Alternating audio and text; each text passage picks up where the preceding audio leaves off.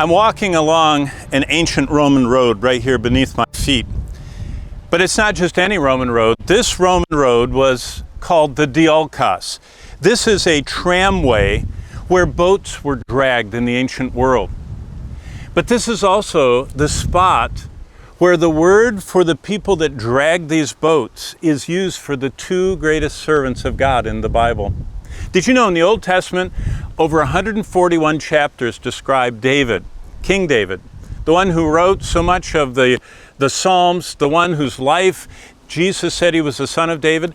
So David is huge, the most written about man in the Old Testament. In the New Testament, the man that wrote most of the New Testament, the man that touched more lives than anyone else is the Apostle Paul.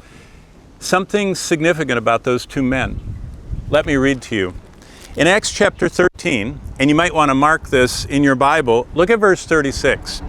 It says, "For David, after he had served his generation," it says he fell asleep and was buried with his fathers. David served his generation.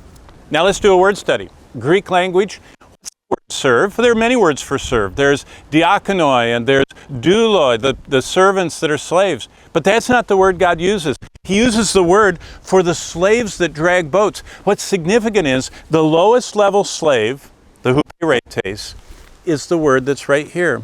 For David, after he had hupereted the Lord.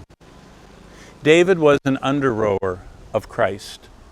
When we get to the end of the Bible, Revelation 2, there's only two things left: God and his servants. God and his bond slaves. Do you want to be the greatest servant of the Lord possible?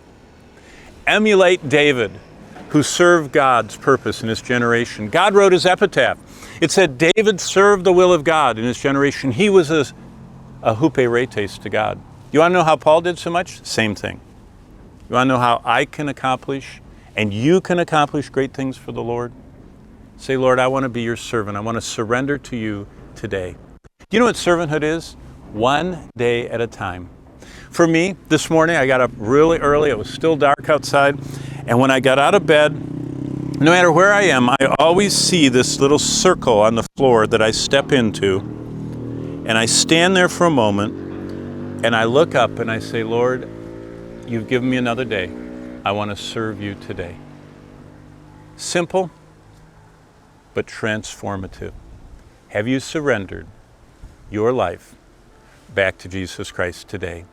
Right here on the Diolkos, David, God's servant, Paul, God's servant.